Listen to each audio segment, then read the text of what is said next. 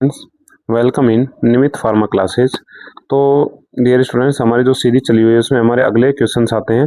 But पिछले video में कुछ स्टूडेंट्स का कमेंट आया कि सर लास्ट के क्वेश्चंस में वॉइस क्लियर नहीं आ रही, तो मैं एक बार दोबारा से इन क्वेश्चंस को आपको रिपीट करवा देता हूँ फटाफट। तो फर्स्ट क्वेश्चन है, degree of the flocculation is represented by. तो इसको याद कर लेना, आपको कौन सी डिग्री ऑफ फ्लोकुलेशन होता है, आपका बीटा डिग्री ऑफ फ्लोकुलेशन होता है इसमें सस्पेंशन में। नेक्स्ट क्वेश्चन आपका 169, क्योंकि उसमें कंप्लीट एक्सप्लेनेशन कर दिया था इसलिए कुछ आवाज का इश्यू था, तो वो आपको मैं दोबारा बताऊं। Redispersibility is an important quality control parameter of. किसके लिए क्वालिटी कंट्रोल पैरामीटर होते हैं आपके, किसके लिए होते हैं, सस्पेंशन के लिए।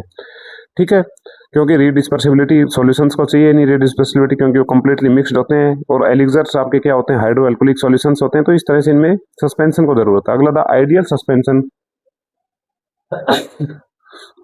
Sorry students, the ideal suspension should possess rapid caking. ना रैपिड केकिंग होगी तो ये तो डिसएडवांटेज हो गया। इजीली रीडिस्पर्शन, हाँ तो इजीली रीडिस्पर्शन हो सकता है इसका। अगला है लार्ज पार्टिकल साइज और उसके बाद है लो स्टेबिलिटी, तो आपका इजी रीडिस्पर्शन हो सकता है इसमें। ठीक है, यानी कि इजी रीडिस्पर्शन वाला आपका आइडियल सस्पेंशन होगा।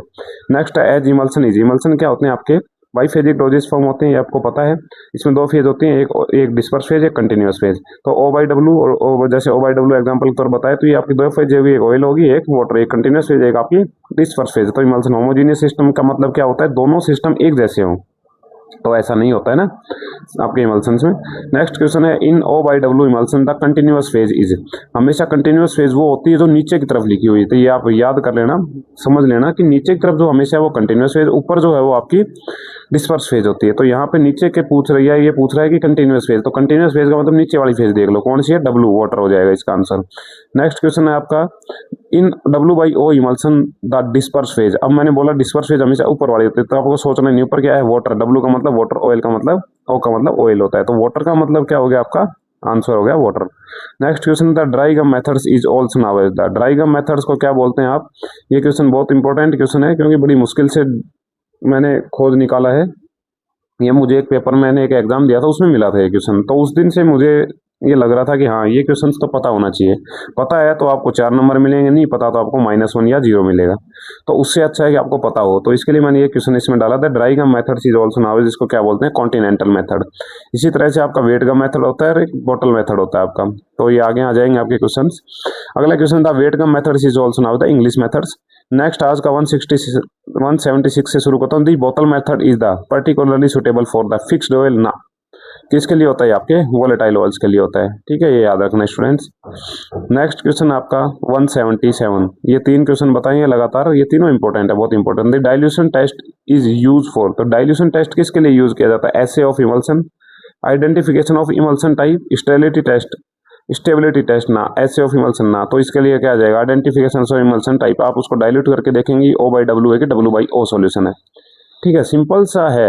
आप कुछ लोग बोलेंगे सर बहुत इजी क्वेश्चन है, भाई इससे भी इजी क्वेश्चन आते हैं पेपर में। ये तो मैं बहुत आपको अच्छे लेवल के क्वेश्चन बता रहा हूँ, इससे भी इजी लेवल के आते हैं, बट एग्जाम का जो स्ट्रेस होता है उस दिन यही क्वेश्चन मैं आपसे पूछूंगा। जैसे मैंने पूछा कि वेट गम मेथड को क्या बोलते हैं, तो उस दिन आप भूल जाते हैं, है ना, तो वो आपको इंग्लिश मेथड की जगह फिर आप कॉन्टिनेंटल मेथड पे करके आते हैं। तो इस तरह से वहाँ पे थोड़ी हड़बड़ी होती है, थोड़ा घबराहट होती है, थोड़ा एग्जाम का स्ट्रेस होता है, तो स्ट्रेस नहीं लेना, पहले ही मैं आपको बता रहा हूँ। An O by W emulsion can be diluted by the. अब आ गया question, O by W can be diluted with. तो ओ बाई डब्ल्यू में कंटिन्यूअस फेज कौन सी, पहले आपको देखना कंटिन्यूअस फेज कौन सी है, वाटर। डिस्पर्स फेज कौन सी है आपकी, oil.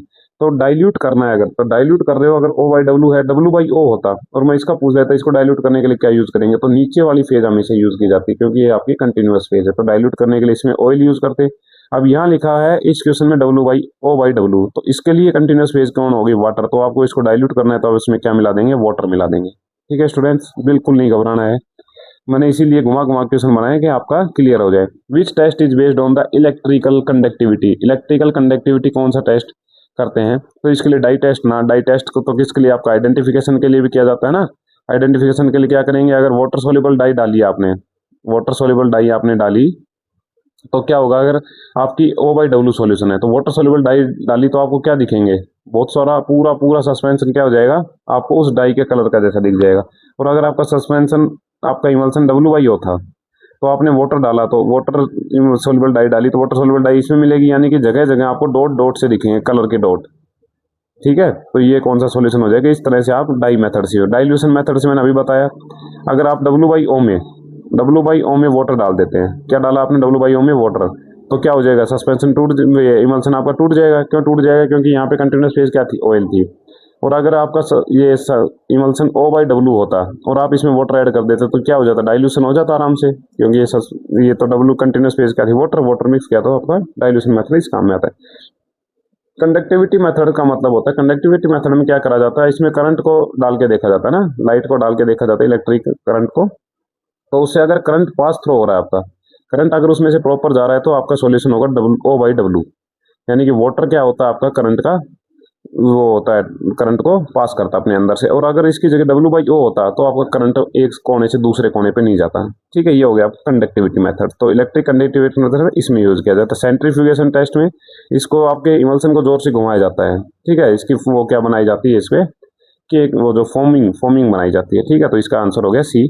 O/W emulsion generally O/W, यानी कि वाटर क्या है इसमें आपकी कंटिन्यूस फेज है। जहां भी आपको O/W W/O दिखे तो पहले आपको ये सोचना कंटिन्यूस फेज और डिस्पर्स फेज। ठीक है, O/W generally emulsion generally conduct electricity, अभी ऊपर मैंने बताया है, वाटर होगा इलेक्ट्रिसिटी का कंडक्ट होगा। ठीक है, तो conduct electricity, do not conduct electricity नहीं, इसमें कौन सा आता है आपका W/O आता है। ठीक है, ब्रेक इमीडिएटली ना, फॉर्म केक फॉर्मेशन तो कौन करते हैं आपके, सस्पेंशन करते हैं।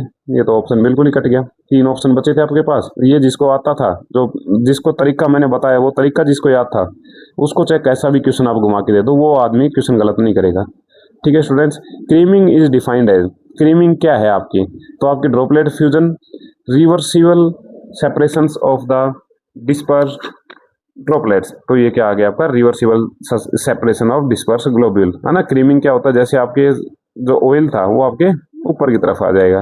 ठीक है, क्रीमिंग हो जाएगी ना, यानी कि दोनों फेज अलग अलग होने के चांस में आ जाते हैं। O/W और W/O फेज अलग होने के चांस में आ जाते हैं, यानी कि वाटर और ऑयल फेज अलग हो जाते हैं। Collisions refers to aggregations of droplets, fusion of droplets into large droplets, increase the viscosity and the reduce the density। तो आपका ऑप्शन नंबर बी ठीक हो जाएगा, क्योंकि क्या होता है जब एक बूंद, जैसे मान लीजिए ये आपका ऑयल की बूंद थी, ठीक है, ये दूर दूर थी पहले, तो ये आपस में जब जुड़ने लगेंगी तो क्या होगा, फ्यूजन होगा किसका, ये जो ड्रॉपलेट्स थी आपकी, है ना, चाहे वाटर की ड्रॉपलेट्स मान लो चाहे ऑयल की ड्रॉपलेट्स मान लो, ये मिक्स होंगी और एक दूसरे से, एक ड्रॉपलेट से 2 ड्रॉपलेट बनेंगे। इस तरह से आपकी ड्रॉपलेट्स बनती हुई चली जाएंगी, मोटे मोटे ड्रॉपलेट्स बनेंगी, फिर आपस में मिक्स होंगी, फिर क्या बनेंगे आपकी क्रीमिंग बनेगी। क्रीमिंग होने के बाद आपका क्या होगा, फेज इन्वर्जन हो जाएगा, यानी कि आपकी कंप्लीट ब्रेकडाउन हो जाएगा इमल्सन का। तो ठीक है, इसका आंसर आ जाएगा B, fusion of droplets into the large droplets. Next question आपका 183, ब्रेकिंग ऑफ इमल्सन इज, तो ब्रेकिंग ऑफ इमल्सन में क्या होता है, इनरिवर्सिबल फेज सेपरेशन हो जाता है। तो इनरिवर्सिबल से ऑप्शन, हाँ बी, इनरिवर्सिबल सेपरेशन ऑफ फेज हो गया आपका, बी क्वेश्चन से हो जाएगा। ठीक है, नेक्स्ट है आपका स्टूडेंट, इसी टाइप के क्वेश्चन पूछे जाते हैं, ये तो बहुत अच्छे क्वेश्चन है, इससे भी इजी क्वेश्चन आते हैं, बस आपको थोड़ा सा कंट्रोल और धैर्य रखते हुए रखना है। फेज इन्वर्जन मीन्स, तो फेज इन्वर्जन यानी उल्टा हो गया, O/W का W/O बन गया है, ऐसा कुछ ऑप्शन, हाँ ए ऑप्शन में है, O/W changes to W/O vice versa, तो इसको टिक कर दीजिए, सोचना ही नहीं है, आपको क्वेश्चन पढ़ना है और आपको आंसर दिमाग में लाना है, उसके बाद टिक करना है। The most common cause of the creaming is, तो क्रीमिंग का मोस्ट कॉमन कॉज क्या होता है आपका, इसमें है ऑप्शन ऐसा कुछ डिफरेंस, हाँ है, density difference between the phases, तो ये क्या हो जाएगा आपका, क्रीमिंग हो जाएगा, most common causes of the creaming. Hydrolysis ना, ऑक्सीडेशन ना, ये तो अलग ही बातें होंगी, ये तो कोई काम की नहीं बची। According to the Stokes law, creaming can be minimize by the, creaming किससे मिनिमाइज करी जा सकती है, आपकी विस्कोसिटी से। तो क्या कर देंगे, इंक्रीज विस्कोसिटी, विस्कोसिटी आप बढ़ा देंगे तो क्रीमिंग को क्या कर सकते हैं आप, अवॉइड कर सकते हैं। ठीक है, नेक्स्ट है आपकी globule size analysis is use to evaluate, globule size को एनालिसिस किससे, तो इसका आ जाएगा स्टेबिलिटी ऑफ इमल्सन से। ठीक है, ये आपकी ग्लोब्यूल साइज, अगर ग्लोब्यूल साइज आपने अलग तरीके से रख दी, ठीक है, जैसे आपने हेट्रोजीनस टाइप की ग्लोब्यूल साइज रख दी, एक बड़ी है एक छोटी है, तो ये आपस में क्या हो जाएंगे, पैक्ड सॉल्यूशन बना देंगे इस तरह से। ठीक है, तो इसलिए आपकी जो ग्लोब्यूल साइज है वो किसका इवोल्यूशन टेस्ट होता है ना, स्टेबिलिटी ऑफ इमल्सन का। ठीक है, नेक्स्ट है आपका question number 188, microscopic examination help to determine, तो माइक्रोस्कोपिक एग्जामिनेशन किसकी उसमें डिटरमाइन करने में हेल्प करता है, तो पार्टिकल डेंसिटी ना, global size and distribution, yes global size और डिस्ट्रीब्यूशन के लिए पार्टिकल माइक्रोस्कोपिक एग्जामिनेशन हेल्प करता है आपकी। ठीक है, नेक्स्ट क्वेश्चन है centrifugation is an example of, तो सेंट्रीफ्यूगेशन किसका एग्जांपल होता है, acceleration stability testing, stability testing ना, एसिड टेस्टिंग ना, माइक्रोस्कोपिक टेस्टिंग ना, तीनों नहीं है तो इसका मतलब बचा कौन सा ऑप्शन आपका, ऑप्शन नंबर ए। नेक्स्ट आपका 190 number question, the full form of the HLB value. तो H का मतलब हाइड्रोफिलिक, L का मतलब लिपोफिलिक और B का मतलब बैलेंस। हाइड्रोफिलिक लिपोफिलिक बैलेंस बोला जाता है, ठीक है। HLB वैल्यू को क्या बोला जाता है, हाइड्रोफिलिक लिपोफिलिक बैलेंस। है ऑप्शन, हाँ ए हो गया, हाइड्रोफिलिक लिपोफिलिक बैलेंस। तो स्टूडेंट्स अगर ये आपको आता था तो ये आप कर पाएंगे, अगर ना कोई स्टूडेंट जो नहीं पढ़ गया वो तुक्का मारेगा, HLB, ये भी HLB है, ये भी HLB है, ये भी HLB है, तो हाइड्रोफिलिक लिपोफिलिक बैलेंस होता है। Emulsifiers which high HLB value generally produce. तो हाई HLB वैल्यू कौन जनरली प्रोड्यूस करेंगे, आपके O/W इमल्सन्स, ठीक है। और लो कौन करेगा, आपका W/O इमल्सन। लो के लिए W/O इमल्सन, हाई के लिए O/W। Emulsifying with low HLB values generally produce by the, अभी मैंने आपको बताया था, ठीक है, W/O इमल्सन्स। नेक्स्ट है आपका अगला question 193, acacia is classified as. Acacia क्या आपका सिंथेटिक इमल्सिफायर है, ठीक है। सिंथेटिक में मैंने बताया था ऊपर, मतलब सिंथेटिक मतलब नेचुरल, है ना, सॉरी नेचुरल इमल्सिफायर। बिकॉज क्यों, क्योंकि मैंने ऊपर ही बताया था आपको, नेचुरल में क्या आते हैं, अकेसिया आता है आपका, ट्रगाकैंथ आता है आपका, एगार आता है, ठीक है। उसके अलावा आपका जिलेटिन भी होता है, ओके। तो ये आपके नेचुरल। सिंथेटिक में आपके ट्विन और स्पान आते हैं, ठीक है। इमल्सिफायर के तौर पे ट्विन और स्पान यूज किया जाता है। जिलेटिन एक्ट एज, जिलेटिन क्या होता है आपका, प्रिजर्वेटिव नहीं होता है। जिलेटिन को तो खुद प्रिजर्वेटिव की जरूरत पड़ती है, कल भी मैंने बताया था। Methyl paraben propyl paraben 4:1 ratio capsules में यूज करते हैं, बाकी मिथाइल पैराबिन प्रोपाइल पैराबिन का 10:1 रेशियो में यूज किया जाता है। स्वीटनर्स ना, बफर ना, तो प्रोटेक्ट कोलोइडल इमल्सिफायर्स के तौर पे यूज किया जाता है। नेचुरल सोर्स होता है आपका एज इमल्सिफायर, एनिमल सोर्सेज को ऑब्टेन किया जाता है। Twin 18 belongings of which category. तो ये आपके क्या होते हैं, नॉन आयनिक होते हैं। अभी मैंने ऊपर बताया था ट्विन और स्पान्स दो होते हैं, तो ये आपके नॉन आयनिक होता है। नेक्स्ट आपका 196 number question, span 18 is commonly use for the, ठीक है। स्पान 18 ट्विन और स्पान दोनों अलग अलग तरह के सॉल्यूशंस में यूज किए जाते हैं आपके। तो इसमें आपका ऑप्शन आ जाएगा W/O इमल्सन में इसको यूज किया जाता है। कौन से इमल्सन में यूज किया जाता है, W/O।